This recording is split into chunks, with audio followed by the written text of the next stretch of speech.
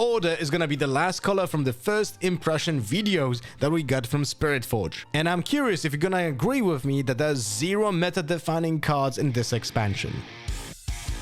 As always, we're starting with units. Eminent Benefactor is a 6-drop with 5 might. When I hold, play 2 gold gear tokens exhausted. Now I'm giving it 1 star because think about it this way.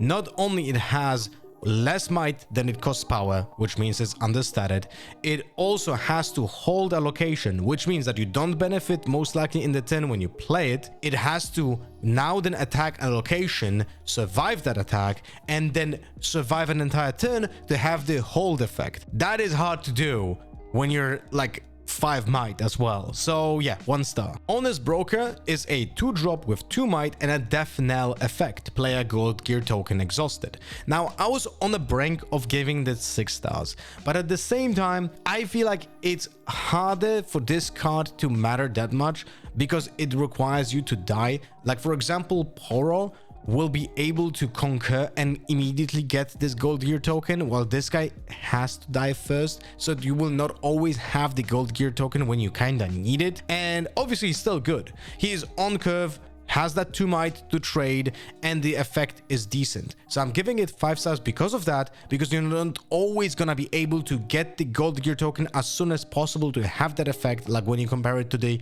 blue Poro that creates the gold gear tokens. But still, this is a very good card, and it's definitely gonna be like used in essentially every single yellow deck. Lauren Duelist is 4 energy, 3 might, and has assault 2.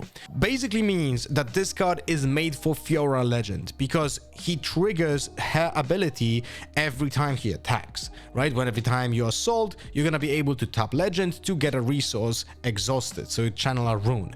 Now, the problem with this card is that even though he's overstated when he attacks, he is very prone to removal when on a battlefield, and a simple Hextech Ray will just remove him on the battlefield. Now that is a big problem. Now I don't know if Kai'Sa is gonna be incredibly good in the second expansion. Maybe Kai'Sa will be like D tier or something, and then Hextech Ray might not be a problem for you.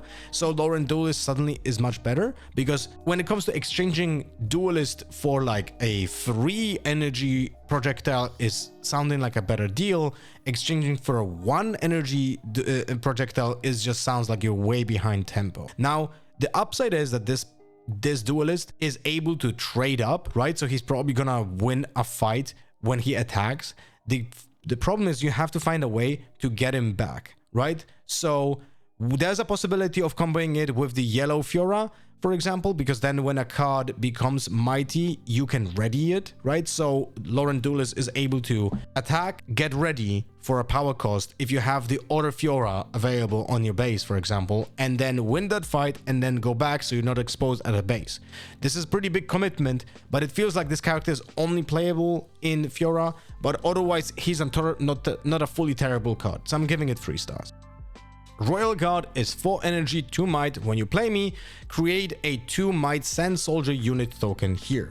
Now, I think this is niche because it's only going to be played in Azir. The only reason why it's going to be played in Azir because Sand Soldiers have the Weapon Master, right? When you have the Legend of Azir, you're going to be able to play this already with the weapon equipped, or sort of like gear equipped for the Sand Soldier that you played maybe in round 1, which makes it pretty fantastic card for Azir, but for nothing else, because you would rather have a 4 energy 4 might than 4 energy 2 times 2 might, because it's easier to deal with those units than with a 4 might unit. So 2 stars, but it's definitely a card for Azir, and that in an Azir deck is gonna be super useful. Sandshifter is 5 energy, 2 power cost, 6 might, so it's over the curve, and when you play me, kill an enemy unit with 3 might or less. Like this is, if this would not have the power cost, this is like an insane card. But even with the power cost, this is incredibly good. It sets you back an entire turn because you have the good recall to power, right? But in my eyes, in decks that don't care about setting back you with with resources but care about tempo, so like for example Victor or Set, I think this card is insane. So, and I think Victor might be a top tier deck in Spiritforge. So when you even go like second and you just drop it on turn 2, when you have the 5 resources, you kill a unit, you leave a huge unit that will probably not get destroyed immediately, right, unless it's falling stars, and then you're able to just get those runes back in time when you actually need them, and you still have cheap spells as removal. Like for example, let's say you play Victor and you played this on 5, then you go into the next round, you again have 5, but you have cheap removal, like for example Hidden Blade or Cool the Weak, and you combine it with generation, like token generation. Suddenly you're holding those locations, and you can benefit more probably from like holding in a location when you, for example, draw a card. Remember, holding a location with units like this is much easier to achieve in general, which means that we might have a very different metagame when it comes to approaching the game in general than in Origins. So I feel like this might be a very, very incredible card in a lot of matchups, and that's why I'm giving it 5 stars. Trusty Ramhound is a 2-drop with 2 might. While you have another unit in here, I have +1 might.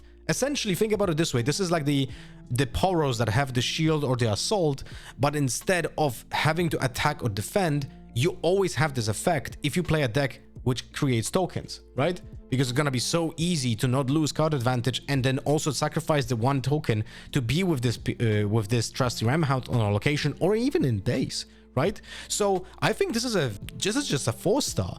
It's good on a 2-drop because it's on curve, and then if you play a Victor, and that's why I feel like there's a lot of new Victor cards, right? You're gonna be able to attack into a location with 4 might as early as turn 2.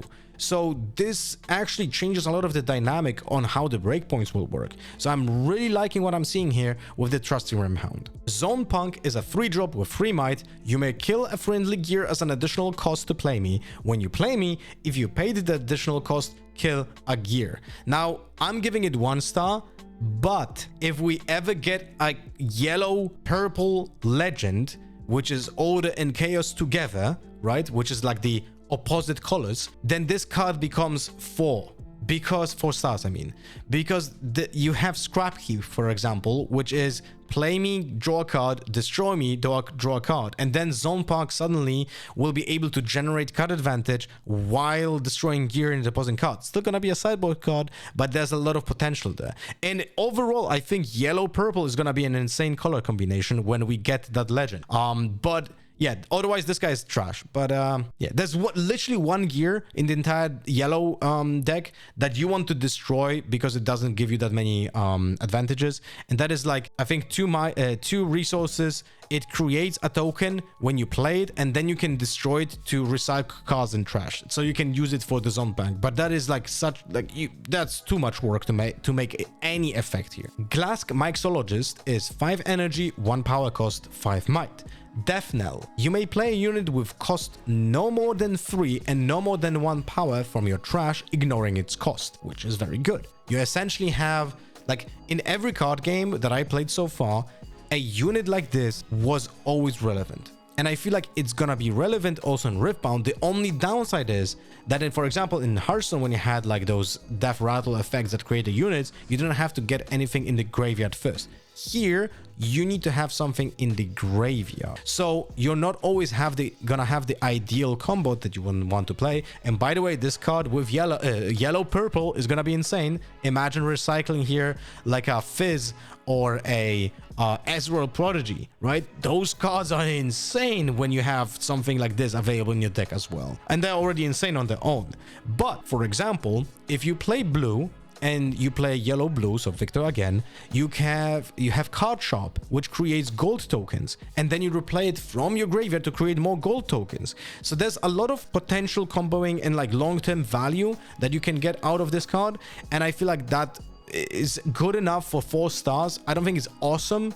I don't think it's like incredible card, but I think it's good enough to see some play in some type of reanimator, but not like fully reanimated decks. This is just good, valuable card if you have decent enough enter the battlefield effect on the lower cheaper cards. So again, Card Shop is the perfect example here. Unsung Hero is a 2-drop with 2 might. It has Death Knell. If I was mighty, draw 2. So initially I thought this is gonna work with Assault. So like Assault Cleave, which gives you instantly mighty if like would also draw you cards, which would be incredible. But to my knowledge, and correct me if I'm wrong, this is not gonna work because the Assault is gonna be gone in the cleanup, and Death Knell is after that, so you're not gonna count as mighty in that moment. Now obviously this is still gonna work with some equipment, but I'm not as excited if the Assault is not gonna work with the Death Knell. So I'm giving it 3 stars because it's still a playable 2-drop, and if you play like, you know, BF Sword for example, then in Fiora this becomes a mighty, gets your rune, and then draws you 2 cards, which is not bad, right? But I'm not as excited as if I could use a Cleave, for example, on this and then draw 2, because that would be insane. Now, 3 stars, let's go next. Rek'Sai Swarm Queen is a 5-drop with 1 power cost, 5 might. When I attack, you may reveal the top 2 cards of your main deck. You may play one, then recycle the rest. If the played card is a unit, you may play it here. Now, the very important distinction here is that Rek'Sai allows you to break the game a little bit. What I mean by that is that this triggers when you attack, before the combat starts and so on. So you're gonna be able to play cards that you would typically not be able to play during a showdown. Like for example, this is gonna be a very niche scenario because it requires you to have it on the top of the deck and so on, right? But you could play a Falling Star during the attack because you were playing this in that moment, right? So that allows you to go around those kind of constraints like action, reaction, and slow speed of a Falling Star, or like even, you know, if you if you could play Falling Star is a good example, but essentially it allows you to break the rules of the game. What is even more important, if this is a unit, you may play it in the same location, which also allows you to break these rules of the game, because suddenly you treat a unit from the top of the deck like it has accelerate, or just suddenly is being played on a location that is not under your control, right? So I know that this is a little bit of a Gamba effect, but you can mitigate that by using other Rek'Sai cards like the signature spell and some of the units with vision or like semi-vision to set up your top of the deck, and then suddenly this Rek'Sai becomes a very valuable attack unit that should not be treated as just 5 might on attack, because not only draws you a card advantage essentially by using this 1 attack function, but also allows you to win fights because you suddenly have more might than you should have during the attack. So this is really kinda insane card, but at the same time I don't think it's gonna play outside of Rek'Sai, I think, because other decks might not have the spots for this kind of effect in the deck if they don't have a way of like manipulating the top of the deck themselves, right? But it's a very interesting card. It breaks the rules of the game, which is awesome. So now if you find a unit that also will be able to benefit from being played instantly into combat, that might be even more insane. But again, more niche effect because it has to be on top of the deck. But I'm giving it 5 stars because in Rek'Sai is definitely a fantastic choice. Renata Glask is 4-drop with 1 power, 4 might. Your tokens enters ready. Now, this is essentially a Victor in an Azir card, right? Like in Azir, you're gonna be able to play a token that instantly equips a gear and then is able to attack. Now that's a big deal, you know? That is a really big deal. In Victor, if you have like a Victor that is more about token generation, this might find some space, but at the same time, I don't think it's that required, to be fair, you know? So, because most of the setups that you do with Victor, you kind of set up them in a base and then you go for the grand stratagem. You don't typically create those tokens in the same turn as you would like to attack with them, because the grand stratagem is just not available because you don't have enough energy. But maybe I'm wrong. But otherwise, I think Renata is just playable and might find some home when it comes to the metagame, so I'm giving it 4 stars. And I don't think she's gonna be played in a Renata deck at all, but maybe I will be proven wrong. Now we have Soraka, 4 energy, 1 power, 4 might. I must be assigned combat damage last. If another unit in control here would die, if it has less might than me, instead heal it, exhaust it, and recall it. Now this is another move. This is essentially like with Zonya and with Guardian Angel, right? So this is a true support character because it cannot be killed first with the damage, right? Which is, I feel like that should be a keyword in my opinion. We have tank, so why is this not support? I don't know. but it should be, in my opinion. Maybe they just didn't want to introduce a new keyword for only one card in this expansion, and next expansion we're gonna have support as a keyword. But anyway, I think it's a great card. I think it's an amazing card even, because you have pure card advantage, right, with this. It's incredible with how can you tailor the combat to your own advantage when you know that this card doesn't get the damage first, and it's gonna be most likely surviving the combat, and then a token or a unit with 3 might is gonna lose the fight, but it's gonna get recalled. So essentially it's like a reverse tank, literally like a reverse tank, but you can always make that math work for yourself. And also remember that this is not base might. This will count any buffs. So if you were gonna put an equipment on Soraka, if you're gonna buff her with any spells, anything like that, or with a buff as in the buff token, that will count and will make other units be susceptible to this effect. So I'm giving it 5 stars. I really like this card, and again, this might be great for decks that are generating tokens. So for both Victor and Azir, this might be really good. But don't forget that this might be also decent for Set, but a little bit different set that is more about white boards than just really big creatures, right? Because then you have like 2 effects of the same kind of similar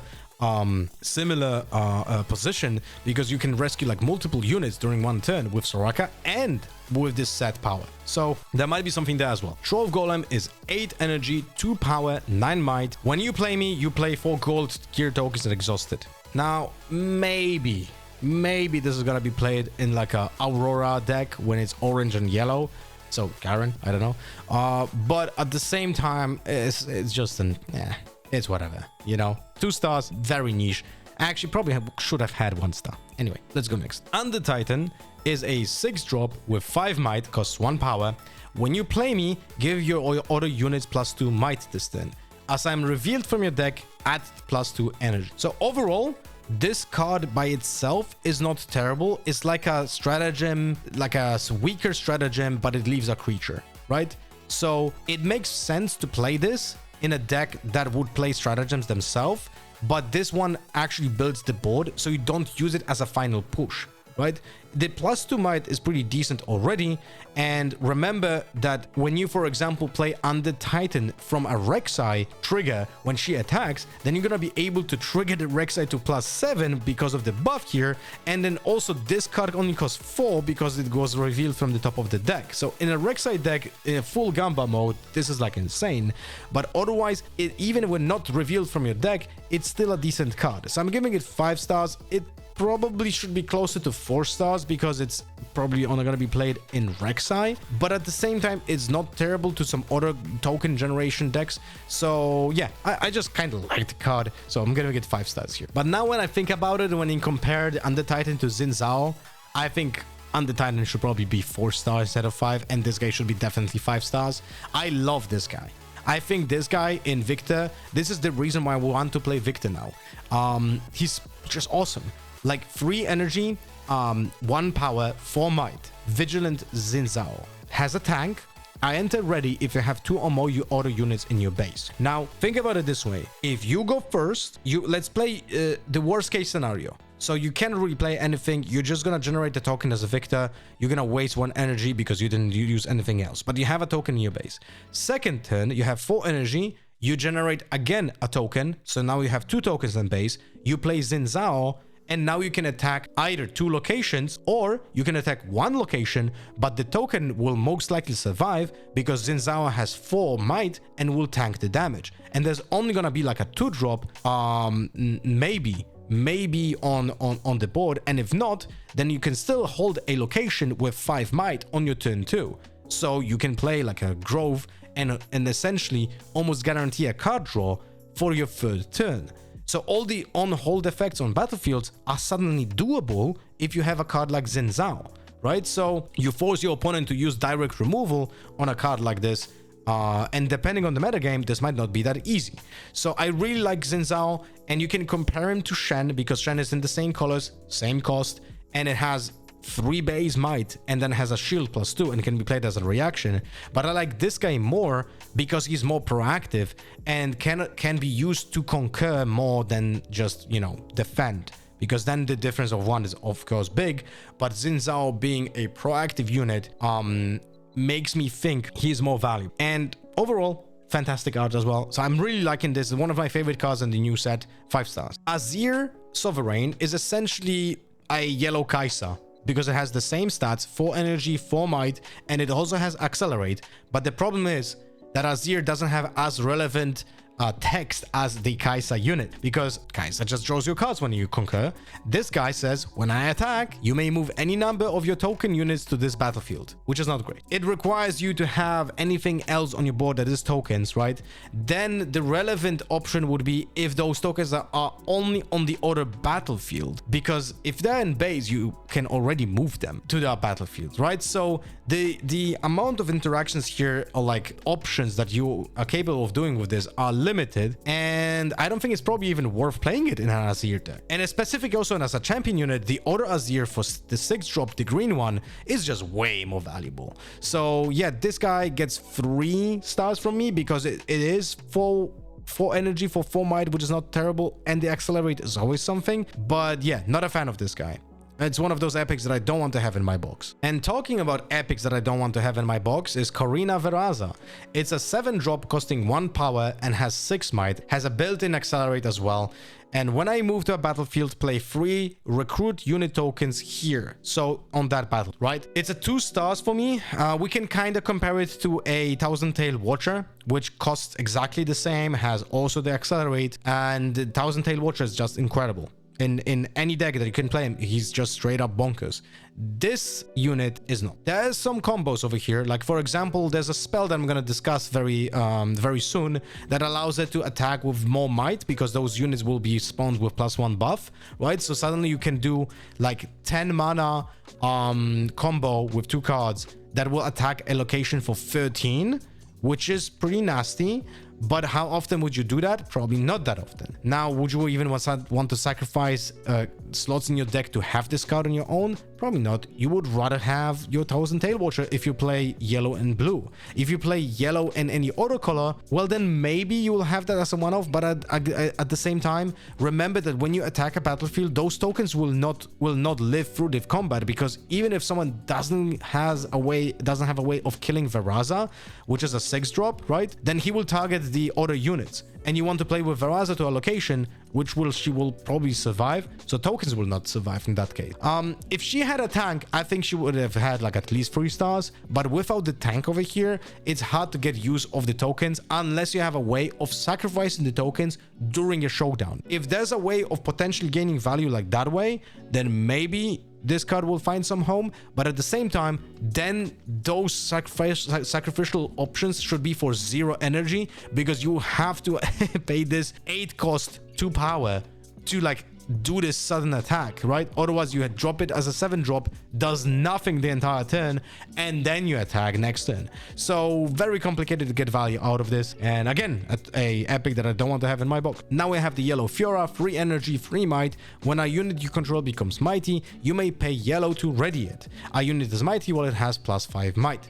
Now this is the combo that I spoken about when it comes to discussing the loyal duelist, right? The assault 2 guy, and that's a neat one. But at the same time, I feel like if you play a Fiora deck, you probably would like to play the orange Fiora as a champion unit. So this it's hard to justify like sacrificing your champion unit slot for a unit with only 3 might that might just die to almost everything, right? So I feel like the effect is good, but it's gonna be important to have this effect in later stages in the game, when you want to drop, like you have an empty board and you drop from your hand like units that you will buff with like equipment or with any of the buffs like punch out. Can remember the buff? It's like 1 mana, 2 power, +5 might, right? So you have some options there. It's definitely a playable card, but I don't want to give it more than 3 stars, because I feel like it's not gonna be as impactful, and it's only gonna be impactful in the Fiora deck, if anything, I think. So, and then still, it's not even gonna be a champion unit, probably.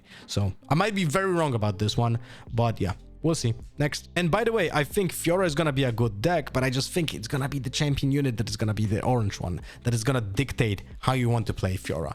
But we'll see. And now we go to the spells. Bonds of Strength is 2 energy, has a reaction, repeat 2, give 2 friendly units plus 1 might this turn. Now, it's such a meh spell. I just give it one star because I feel like in a Victor deck, and obviously you want to play this deck in a deck that has a lot of creatures, so Victor and Azir, you will not choose this over Siphon Power, for example, even when Siphon Power does cost you power, but you will not gonna have slots for both of them. I don't even know if I'm gonna play Siphon Power in a Victor deck, so why would I consider this, right? And then in a Azir deck, you don't want to play too many spells because you need to have a lot of units and gear, right? So Bonds of Strength probably will not even find a space as well. So I'm giving it 1 star. I don't think it's gonna be played at all. Guards is a free energy spell that has hidden. Play a 2 might send soldier unit token. You may pay yellow to ready it. Now, this is only gonna be played in Azir. I don't think there's any point in playing this in any other deck. But in Azir, it's gonna be incredibly good. So typically, I would give those type of cards a lower rate, but this one is just so good in Azir that I'm giving it 4, because you have to remember that in Azir, all of those sand soldiers have a weapon master. So there's a lot of combat tricks involved with this card if it's used as hidden, right? You can just suddenly just swing the board massively, and you can always use it from your hand during your turn to have a sand soldier that enters ready, right? So you're gonna be able to use this for free and 1 power as potentially like a 5 might swing, because you have some equipment on the board already. Like, this is really, really a good card. Blood Money is 2 energy, action, kill a unit at a battlefield with 2 or less might. If it was an enemy unit, you get 1 gold gear token. If it was a friendly unit, you get 2 gold gear tokens exhausted. Now, yellow has so much removal, specifically also in the 2 energy costs. So you have Hidden Blade and you have Calder Weak, that I really don't think Blood Money is ever gonna get played, unless maybe there's like a win condition, like you win the game if you have 10 gold gear tokens, or I don't know what else. But if there's anything like that, then maybe Blood Money is gonna see play. But right now, I don't see this get any amount of play. So 1 star. Death Grip is a really exciting card. It costs 2 energy, has a reaction time, which is incredibly important. Kill a friendly unit to give plus might equal to its might to another friendly unit this turn, and then it has draw 1. So it has a cantrip involved. So this is already very good. Now, why I'm saying that the reaction time is incredibly important here, because you can think about this card in a way where you kinda counterspell to some degree your opponent's removal spell. Let's say I'm attacking with 2 tokens into a location and one of my units gets suddenly Hextech Ray. Now I can use the Death Grip on that unit that is getting Hextech Ray. They transfer that might from that unit that should have been destroyed to the other unit. I still replace a card in my deck. I win the gunfight, the showdown, probably because of that. And essentially, I gain double the rewards while not losing card advantage. Now, also, there's potential upside in using this with tokens that have temporary. Like, for example, if you use Sprite Mother, we can play Sprite Mother, attack with the Sprite, get the location, get the point, use the Death Grip on that token that has the temporary, because we don't need it anymore, right? And then transfer the might to someone else that then attacks the other battlefield and suddenly has +3. So you have a lot of ways of utilizing this, and it always replaces itself in the hand, which doesn't lose you card advantage. So I feel like potentially this card is also going to be very impactful in the future. And yeah, very cool card, a lot of interactions here. So yeah, 4 stars from me. Drag Under is a 5 energy, 1 power action. I cost 2 less energy to play from anywhere other than your hand. Kill a unit at a battle. I don't know, man. It's just, this sounds like you have a 4 cost removal in yellow for 4 energy and 2 power cost. You can just delete a unit anywhere on the map. It doesn't have to be on the battlefield, right? Which is already like so much more flexible than the Drag Under, even with the highest cost in power. And Drag Under sounds like a decent card in Rek'Sai, because then you pay 3 resources, 3 energy, and 1 power cost to defeat a unit at a battlefield, but it's still on the battlefield, and it still has to be discovered from the top of the deck.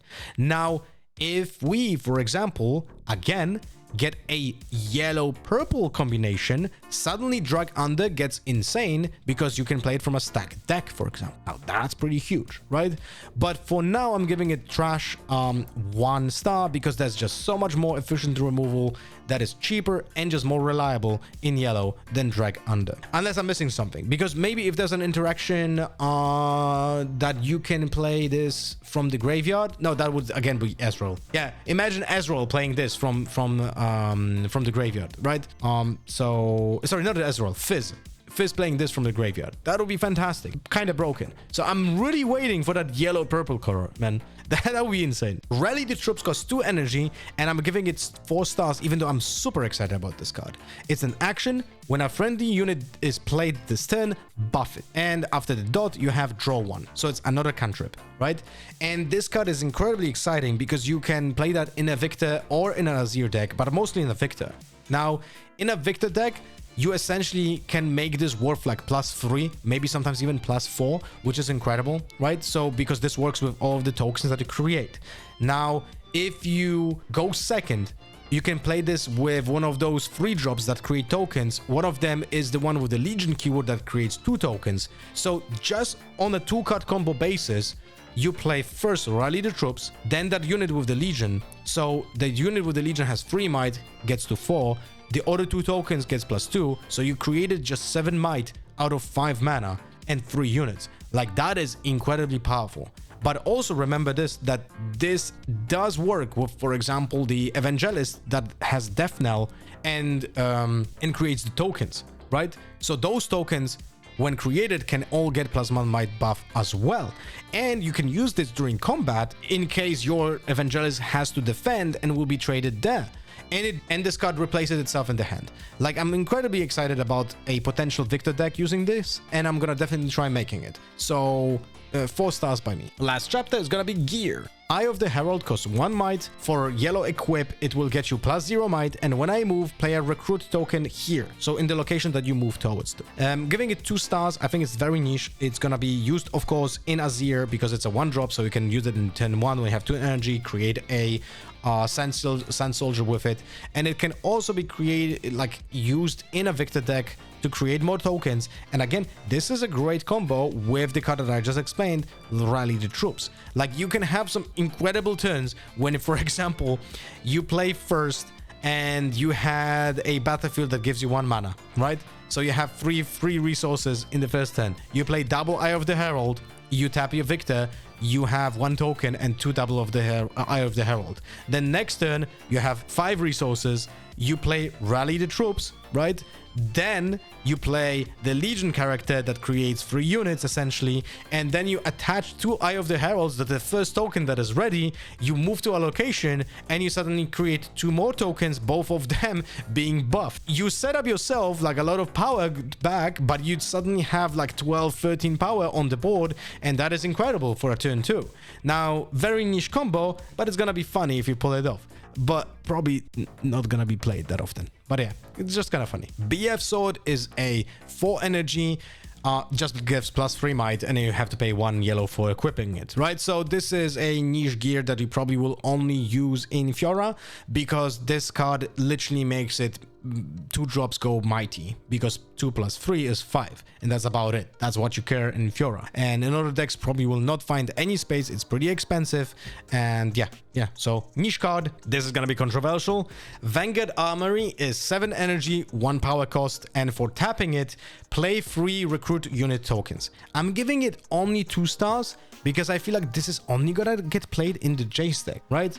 I think so. Maybe as a one-off in a Victor deck, but I don't know, man. Probably as a one-off in a Victor deck. I don't think it's gonna be meta-defining in any way, because then it should have 6 stars as well. If there's a card in yellow in this expansion that could be 6 stars, it's probably this one, but I don't think it will be. So I'm giving it 2 stars because it might end up on the other side of the table, which is the niche direction. But if for some reason Jace combo with Vanguard Armory is gonna be easy to pull off and it's gonna be the meta game, then it's because of this card. But other than that, I don't see it being used that often, so we'll see. But Maybe I'm wrong. Altar of Memory is a gear for 2 energy. When a friendly unit dies, you may exhaust me to draw 1, then put a card from your hand on the top or the bottom of your main deck. Now, if this would work with Baited Hook, that would be incredible. Unfortunately, it doesn't, so its limitations are pretty big. Now, right now, this would fit into a Rek'Sai deck because you can fix what you have on top of your deck, so you can utilize your Rek'Sai unit or legend ability in a more sufficient way than you would typically do it without not having that knowledge. Now, do you really want to play Altar of Memories in a Rek'Sai deck? That's a question that has to be answered still. Like, do you want to sacrifice your deck slots for that? In some form, it does filter your hand to make that quality of your hand better, so probably is worth it. But still, probably only in that deck, so I'm giving it 2 stars. And it's not gonna see much more play than Rek'Sai. Sacred Shears are 2 energy, 1 yellow, and then another yellow for equipping it, gets +1 might, and Death Knell, draw 1. Now, obviously for token decks, right, you want to have that ability to draw as many cards as possible when the units are being killed, but in Victor, this is way too expensive. There's so much power that you have to pay to draw those cards. But on the other hand, Azir with Weapon Master on his tokens can utilize this pretty well. So even though the initial cost is high with the 2 energy and 1 power cost, the card advantage that Azir will get from this is definitely worth it. Now, again, because I think it's only going to get played in an Azir type of deck, I'm giving it 2 stars. But potentially in the future, this might be seen as one of those kind of magic cards that broke, I can't remember the name of it, Pitching Needle? I think it was Pitching Needle, but that Pitching Needle was broken because it was giving -1 health. This one doesn't. So you would need to have a different avenue of sacrificing your units, but then this card might be actually also very good. But again, that's a lot of like parts that have to work together to make this work. So for now, 2 stars. And talking about the ways of sacrificing your own units, here's Blade of the Ruined King that costs 3 energy, 1 yellow power, and then for equipping it costs 1 yellow power and killing a friendly unit, and then it gives +4 might. So essentially, the only reason to play this card is to have an engine to kill your own units, because the payoff is not really that great. It's just +4 might when the BF sword is 4 energy, no power cost, and gets +3. Right here, the cost is to kill a friendly unit. So we have to think about this card where it's an upside to kill your own unit. So this is some potential, like some Karthus mumbo jumbo combo that will probably give you tons of units and then some maybe random AoE damage. I don't know. For now, I'm giving it 1 star. I didn't like think through all the combos, and maybe there's some Karthus deck that would like to use this, but probably not for now. So 1 star. In the future, worth revising, but for now I don't see many use cases for this. And that's it. That's the entire video when it comes to yellow color. If you reach this point, make sure to tell me you are an idiot for not giving 6 stars to any yellow card in the comment. Now, next video is gonna be about legends and the signature spells, so look forward to that. Otherwise, look to other videos in my playlist and so on. Bye bye.